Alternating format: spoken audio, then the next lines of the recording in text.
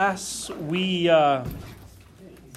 looked at number 4, and let's be honest, number 4 was pretty laborious, right? You do like one integration by parts, then you find out that creates another one, which creates another one, and then finally you get to the answer, right?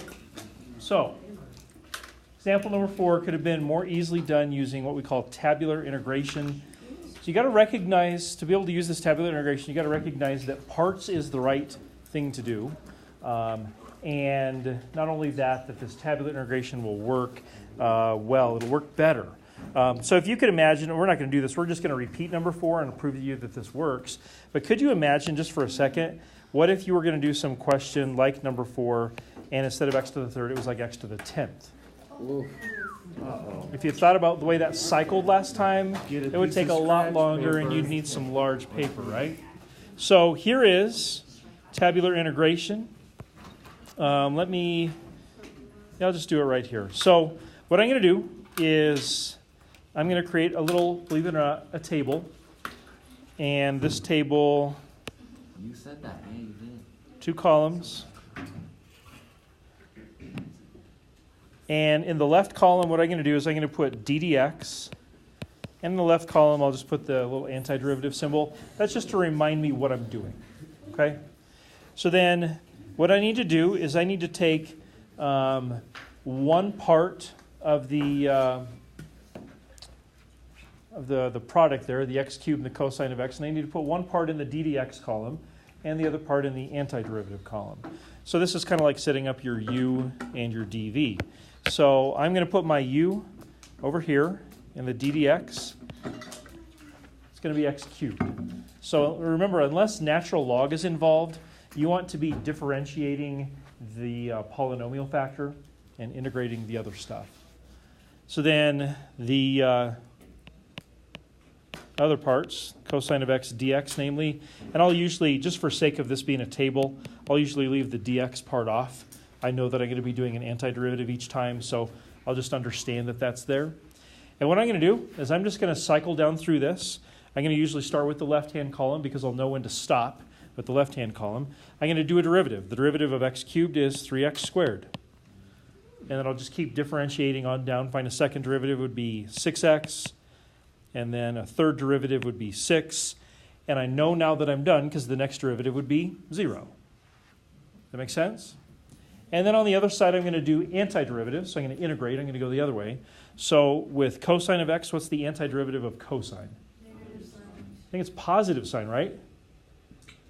Positive. It's easy to accidentally differentiate when you should integrate, so be careful. The antiderivative of cosine is positive sine, and the antiderivative of sine, to get the next one, would be negative cosine. And then the next one would be negative sine. And we always need to go one more further on this right-hand column. So what's the antiderivative of negative sine? It's cosine. Okay. So I've got them all lined up horizontally, but I need to go one further for that column on the right. Here's what's going to happen now. 2 more things, so please don't race ahead of me. 2 more things need to happen. I am now, to start forming my answer, I am going to multiply on diagonals, like so. And then I need to take care of positivity and negativity, and this is the magical piece of this. Off to the left, I'm just going to put plus, minus, plus, minus. And Alex, this is kind of your parentheses here, right? So here's what you do. You multiply these 3 things together. So it would be a positive times x cubed times sine of x. That will give me, of course, positive x cubed sine of x. And then I multiply on the next 3 pieces here, like so. So here you can see a negative times a negative results in a positive. So you get plus 3x squared cosine of x. And then you continue to multiply in a similar fashion. So multiply here. Now, positive times a negative is a negative, of course. So this is minus 6x sine of x And then the last one is right here. You end up with minus 6 cosine of x plus c. So if you were to compare that with what we got when we did number 4, you should hopefully see that it's the same answer, right? It's called tabular integration. And once you get the hang of this, can you see how this would be much faster? You create your table, go multiply, multiply, multiply, multiply, done. Anyways, question? Is it always just plus minus something? Yep. That's neat. Yep. Can you use this like in any integration by parts question? Yeah. Now, when do you use this? I think you should use this if you've got multiple cycles. If you can see ahead and you're like, ooh, this is going to be one of those ones where I got to do like 2, 3, 4 times, that's when you use this. If you're only going to do parts once, it's highly debatable because like you still could. But this right here, like if you think about it, isn't this, so I'll highlight this in black, isn't this basically just our UDV UV box or DUV box? yeah. But we just keep on rolling with that knowing that we're going to cycle through it a bunch. So if you're only going to do it one time, that's the box right there. You might as well just stop and do it there. But if you can do it multiple times, just keep making the table and do the correct multiplyings and you'll be good. Yeah, Josiah. Is this a valid method? Totally valid method. Yep. This is actually in math books. And believe it or not, I don't know if I'll have time today. We'll see. It's actually in an old movie called Stand and Deliver. It's it's one of those movie clips where it's like it's intended to be like very ultra serious, but it's like so serious that now it's like kind of funny. If we somehow get done like 3 minutes early, I'll show you that clip. Anyways, Are you able to explain sort of why that actually works? well, so yeah, sure. I'm not going to like rigorously prove it right here, but isn't this just the same UDV DUV box that we do?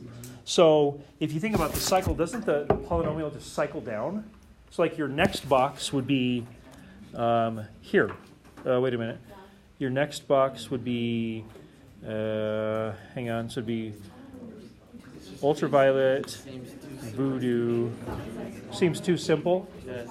Well, did I at least like sort of prove it to you by the fact you got the same answer? Yeah. I mean, it makes sense. It's just like So like if you got the work right in front of you, but if you, so let's see here, it'd be ultraviolet, so it'd be x cubed sine of x.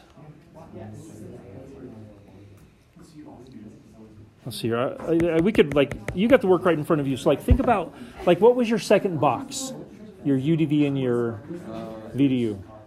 the integral of 3x squared sine x. There's your second box. There's your third box. And then this came out of the final integral. So we're basically taking those multiple boxes and condensing them down. And the plus minus is the fact that it's minus voodoo, right? So that's going to be flipping all those subsequent signs. That's all it is. It's just a pattern. Because if you think about it, like if you were to do integration by parts like 5 times in a row, you got to be thinking at some point there's got to be a pattern here, right? Because I'm seeing the sign is going sine, cosine, but then it's like plus minus, or plus minus, or whatever. And it's just a recognition of a pattern. Yeah. If the v happened to be different, like if the v was cosine x, the way that worked, because like at the bottom, you wrote another one below that. It's basically like having a 6 cosine. There's no real meaning to the fact that those are the same. Okay. So There's like, not. If you had it was different. Like, Still okay. You still go one extra, whatever it ended up being. So for instance, like if you had this, like if it was a separate question,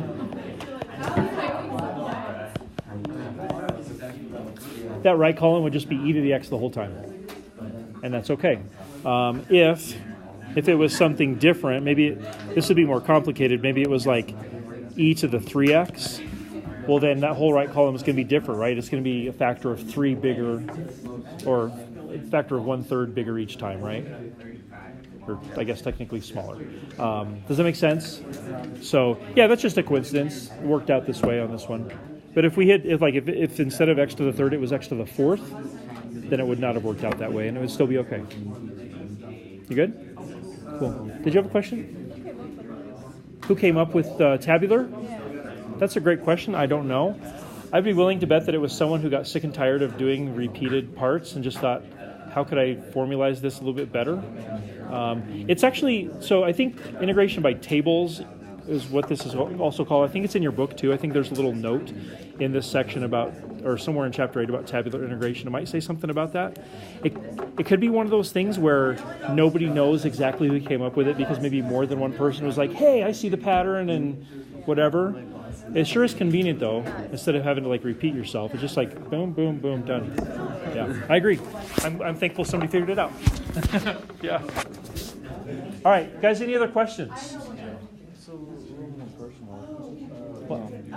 They didn't add up. We went back and did the parentheses and changed the signs on here, and that's positive and that's positive and that's negative and that's negative. So We can go back and try. Yeah, we can reconcile it because they both work. okay. There's some little error in there somewhere. Yeah, on my end, it worked out.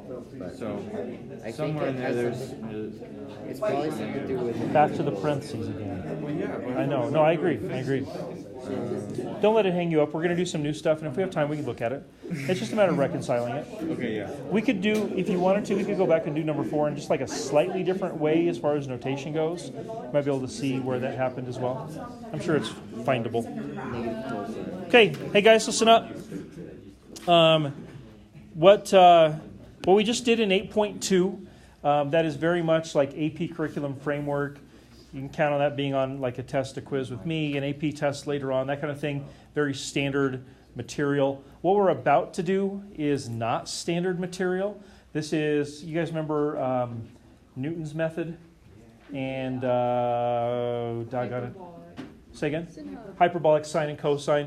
This is in that vein. So what I'm about to show you in the 8.3 and 8.4 is extremely condensed.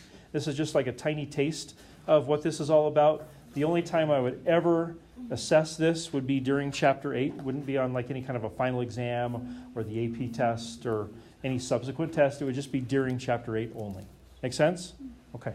But this is pretty standard. Like I can absolutely remember doing this. So when I was in high school, my high school only had Calc AB. So I took Calc AB, and I can absolutely remember doing this in college in Calc 2. So this is pretty standard Calc 2 material here. So I thought I'll give you a taste of it. So if and when you see it, you won't be like, what?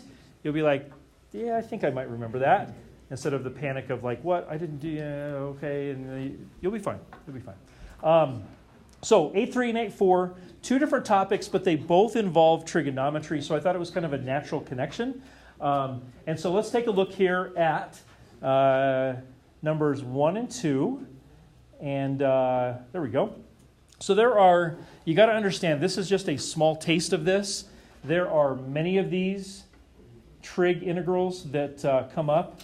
And the key is trig identities. Like the key to being successful here is understanding trig identities. And we're going to only focus on the Pythagorean identities. But do you remember in pre-calc, do you guys remember doing double angle identities? Do you remember doing half angle identities? No. So this is, I think, where DC and not DC are different. So thankfully, for this class at least, if you never did double angle, if you never did half angle, it's not going to hurt you here. If you did Pythagorean, which I am assuming you all did, I think you'd be okay. You'll be all right. So here we go. Take a look at number 1. You got to admit, when you look at number 1, it looks really simple at first, doesn't it?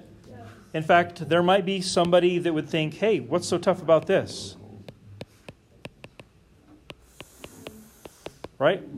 What's so difficult about that? Let's just do a power rule, game over, right?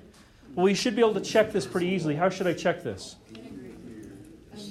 Differentiate. No, that's right after you. I understood what you meant. But the chain rule, Mr. The chain rule is going to cause an issue, right? Because when you actually differentiate this to check, 4 times 1/4 is 1, sine to the third, but then the chain rule gives us this. And we think, I don't know who Jeremy is. We have a serious issue because this is completely the wrong form, right?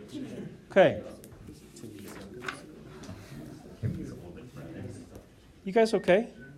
You all can see how this is a bad strategy, right? You can't just do the power rule here, because when you check it, you can see that no, in fact, that is not the antiderivative of the original integrand. So there is a very tried and true way of doing this, and it does involve some trig identities.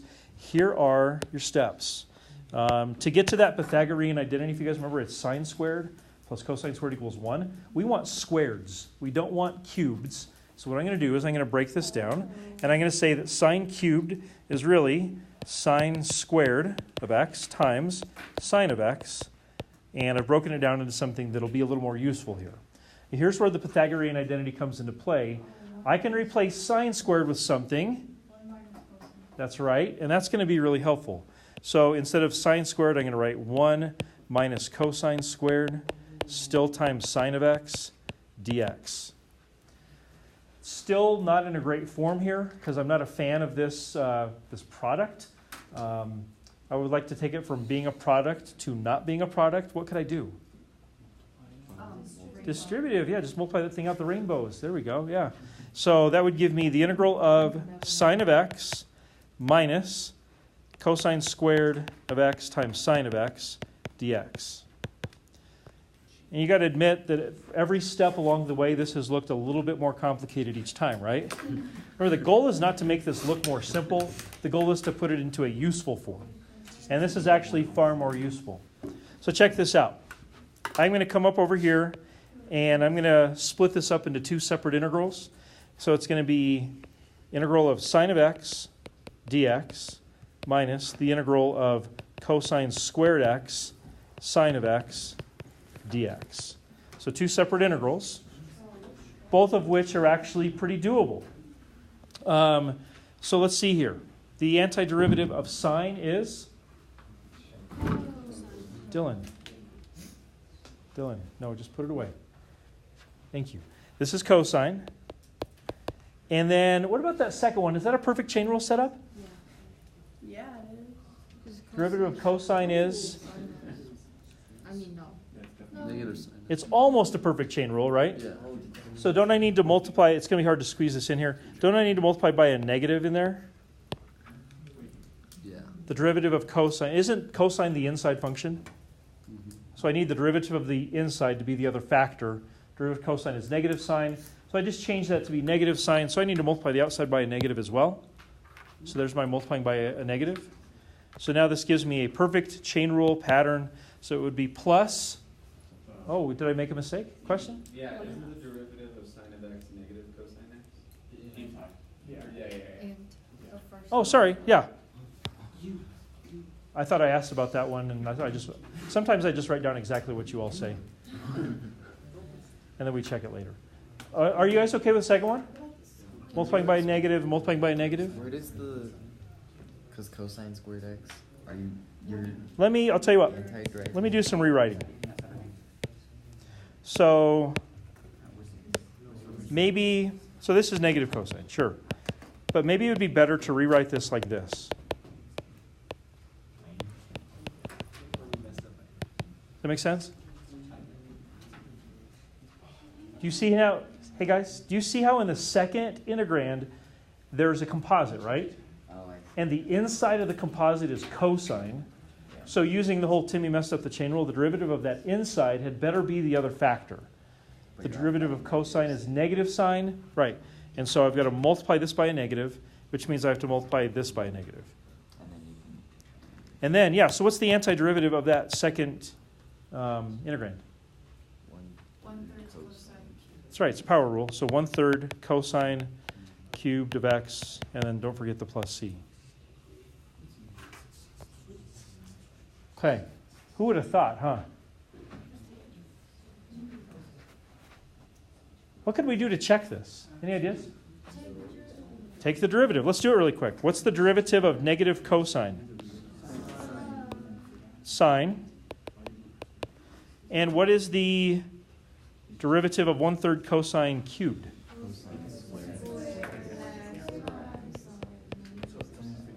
Times sine of x. And then at this point you're like, what? Or times negative sine, sorry. You're like, that's not the same. Well, sure it is. It's just a trig identity away. Couldn't we factor out a sine? Yeah. So if you factor out a sine, you're left with 1 minus, from that little minus in there, cosine squared. And what's 1 minus cosine squared? Sine squared, and sine squared times sine is sine cubed. So it does work, right? You still got to use a trig identity on the back end, but it still works. Yeah. I just gotta relearn my trig identity. You know what? That's kind of the only one you got to know. Yeah. No double angles, no half angles, just that one. I guess tangent's not bad. Tangent equals sine over cosine. Sure, those for sure. Okay, so guys, the thing you want to attack here, I want you to listen carefully. If you're presented with a question like number 1 or a question like number 2, which I'm going to have you guys do right now, the thing you want to attack and break up is the odd power of the trig function. Okay, do not break up the even power. If all you have are even powers, you end up having to use the half angle identities, which is something, it's just not something we're going to focus on. I figured you all know Pythagorean identities, so we'll just do that. So try number 2, and when you break things up, try to break up the cubed, the odd power, as opposed to the even power. Yes, ma'am? Isn't a half angle identity something like square root or something? Yeah, there's square root. There can be square roots, depending on how you write it. I think we learned that. Sure. I tried to block them out. So splitting up the odd would look like this. Sorry, I don't like that. Here we go. So it's going to be cosine squared, sine to the 4th. You guys good with that split? Split the odd? Okay. So then I'm going to take that cosine squared that came out of my split. I'm going to replace it with the Pythagorean identity. It will look like this. Cosine of x times 1 minus sine squared of x times sine to the 4th of x dx. So just like before, now I've got a product, and this is a little more complicated of a product, right? It's two things being multiplied times the parentheses. I'm going to distribute both. I'm going to distribute the cosine and the sine to the 4th at the same time. So when I distribute cosine sine to the 4th times 1, I just get cosine of x times sine to the 4th. And then when I distribute it to the sine squared, I'm going to get cosine of x times sine to the 6th. Does that make sense? Okay, so then it might be, oh, thanks for answering. Some people's version of yes is just, I'm like, all right, well, we'll just go with yes. I appreciate that. So then maybe we split this up and we say that it's really integral of cosine of x times sine of x to the 4th dx minus the integral of cosine of x sine of x to the 6th dx. Split it up and just treat it like two separate antiderivatives. And the good news on both, isn't the derivative of the inside the other factor already? Yeah. Colin, Timmy didn't mess up. Not on this one. Nailed it. Evidence that Timmy can learn. Okay. So then we end up with 1/5 sine of x to the 5th. Yeah, for sure. I think we got this. 1/7 sine of x to the 7th plus c. So there you go. Any questions? So that's what you do from there. Does that make sense? Because you got right to the brink of that. How do we finish it? Okay. Any questions? Okay. Then this is it for the week. If you guys would look at the next section here. We're going to take our skills one more step. Guys, I know it's the last 10 minutes on a Friday or the last 13 minutes on a Friday, and you might say that this is bad timing. This is going to be one of the more complicated things you do this week, if not this month. And I'm going to be wildly entertained by this. I'm going to be interested to see how you do. But in order for us to finish at 3, or before 3 hopefully, we need to be focused. So check this out. If you take a peek ahead and you look at number 1, there's only one of these we're going to do. If you take a peek ahead, you look at it and you're like, whoa, doesn't this sort of look like an arc sign? Yeah. Except for the extra x squared. It's exactly right. Other than that, so then you think, well, maybe it's a flip up or something, but then the derivative of the inside would be negative 2x, and the outside is like x to the 2 or x to the negative 2 or something. That's not going to work very well. And so hopefully if you thought about this long enough, you'd arrive at the idea of, I do not know how to do this. I need some sort of an advanced technique to do this, right? That's what this is all about. This is called trig substitution. And like what we just did with the previous set of questions, the scope of this is going to be very, very limited. There are other forms and versions of this, and if you want to look in your book and see some of the other ones, one of them involves a substitution with secant, another one with, I believe, tangent. We're going to just do a substitution with sine here. We're going to limit ourselves, so I'm not going to test you on anything other than this sort of thing. Keeping it very limited. I just want to give you a taste of this. I was going to say a taste of this on a test. It's Monday, hope you're ready. Yeah, here we go. Some other Monday, perhaps. So here we go. Of the three possibilities, the one that we're going to be doing here is the one that involves this right here, the square root of a squared minus u squared. And just like this, look to you like an arc sine sort of kind of, we are going to use sine to help us with this. Okay? So here's how this works. Look down here and you see that form. You see square root of some perfect square minus x squared. This fits the pattern we're going to be looking for. And if we're going to be using this, here's our substitution. We're going to use u equals a sine of theta, a times sine of theta. So looking in that the radical there, what's my a value? 3, right? And what's my u? X. And so what I'm going to do is off to the side, or maybe I'll just do this down below. I'm going to say that x equals 3 sine of theta. And that's going to be kind of the basis for my substitution. So this is really, honestly, just a substitutionary process like we've done before, with u substitution, except there's not going to be any u's directly involved here. So as always, when we're doing substitutions, we got to be able to have a substitution for dx. So I'm going to find my dx. Dx is equal to 3 cosine of theta times, times d theta. There we go. Make sense? So far, so good? Yes. Okay. So now I'm going to get busy substituting. I'm going to come down here and say, all right,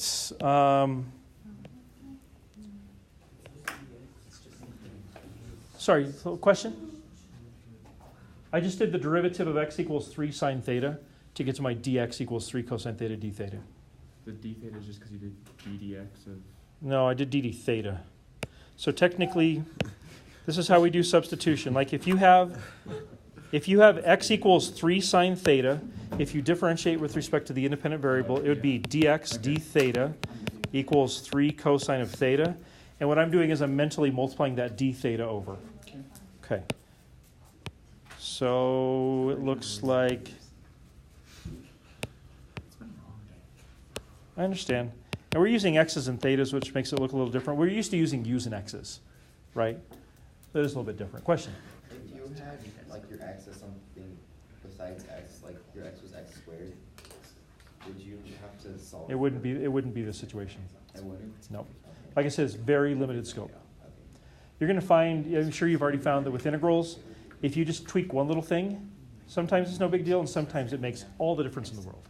It's a totally different form, and you're like, what? It's just one little thing. That would be the one little thing that would make a big difference. Yeah. Okay. We're doing okay? So let's go ahead and substitute then. So it's going to be integral of, I still got a fraction here. Well, the dx I know is 3 cosine of theta d theta. And let's see here. Inside the radical, it's 9 minus x squared. So that would be square root of 9 minus what I have for x squared. So that would be 9 sine squared of theta. Makes sense? I just took the 3 sine theta, put it in for x, and therefore I had to square it. And then I still got that x squared hanging out there. Wouldn't that just be another 9 sine squared? Yes. So all of my x's, I replaced them with 3 sine theta. And again, kind of like the one we did before, you might look at this and be like, well, aren't we making this more complicated? At first, yes. But it's about to get much, much nicer. Okay? So here's a couple things to think about. Oh, you'll see. You will. So 3 cosine of theta, d theta, that's still hanging around up there. And this is still hanging around right here. Couldn't I do a little algebraic tweak down here and write 9 parentheses 1 minus sine squared? Factor out the 9. I see anything. Do you guys see how I factored out this 9? I still left it in the radical. I didn't break any rules there. I just factored the 9 out. Why on earth would that be helpful? Because that's, Pythagorean identity.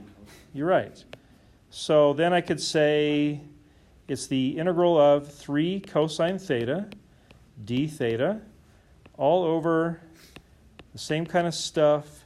But here's where it's about to get a lot easier. It's the square root of 9 cosine squared theta. Well, what's the square root of 9 cosine squared theta? 3 cosine theta. So then wouldn't this cancel out with that? Yeah. Oh my gracious. See what I'm saying? It looked really complicated, but it just got a little easier. Just throw your binder in. So then I'm gonna write this now. 1. Hey guys, I know you're excited. I know that was I thought that was kind of cool. Stay focused. Wouldn't that sine squared be in the denominator? It would. And so 1 over sine squared is really just what? Cosecant.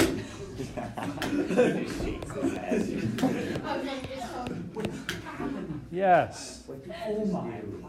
Whoa. Do you see how doing a little trig substitution really changed this? We haven't broken any rules. We just replaced things that we said are equivalent to each other, and we've done a little trigonometry and some basic algebra, and we've arrived here. Does anybody know the antiderivative of cosecant squared? Negative cotangent. There you go. So this is negative 1/9 cotangent of theta plus c. The only issue that remains with this is our question started off in terms of x, and it needs to finish in terms of x. Right now it's in terms of theta. So how on earth are we supposed to get this back to x's?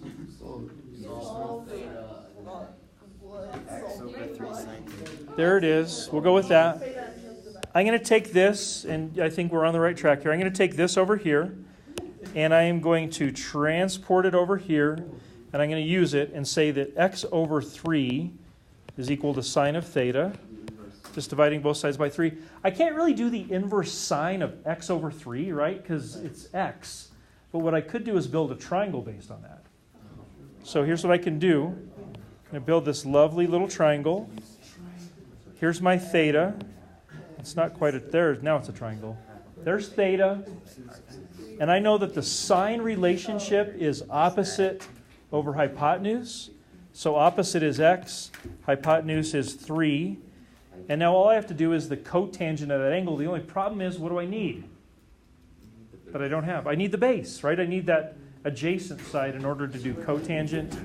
Which, what do I need to use? What the heck? This is insane. And then, right, so What then is happening? you see this thing show up, right? This is like a magic show. It is like a magic show. Fireworks. So that shows up, and you're like, whoa, there's my old friend again. Magic is fun to watch, but I don't want to do it. It's easier to watch than it is to do, right? True.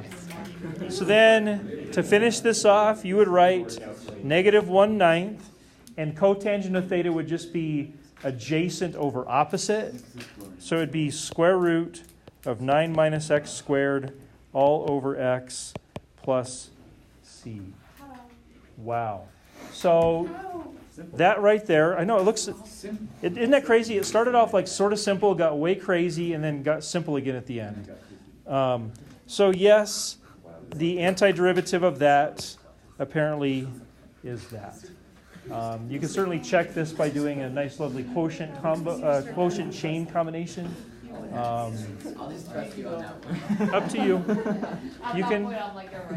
You're welcome to test it out. Quite sure it works out fine. So all this is here, guys. Listen up. All this is another. Listen, please. It's another tool in your toolbox. That's it. If you think about like somebody who maybe was a great mechanic on cars back in the 70s, they have all the skills, but then they try to work on a car built in like 2017. They might have all the principles, but aren't they going to need new tools? Because it's got different issues, right? This is just a different tool in your toolbox to handle a different situation. And can you imagine, aren't there a bunch of other tools that you could get? Yes. Right? And so this is just one of them, right? There are plenty of others. This is just a sample of them. Yeah. during chapter 8. Only during chapter 8. Never after that. Not on the AP test, not on our final exam, not second semester. Just this. Hey guys, have a wonderful weekend. See ya whenever we meet next week. I don't even know when that is, but we'll find out. Whenever you show up.